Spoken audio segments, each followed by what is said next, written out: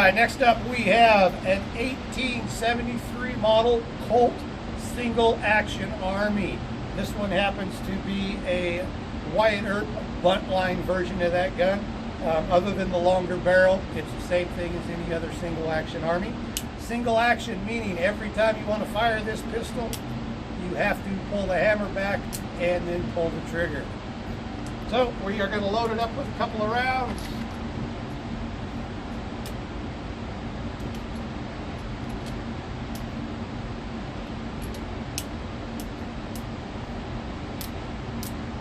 Here we go.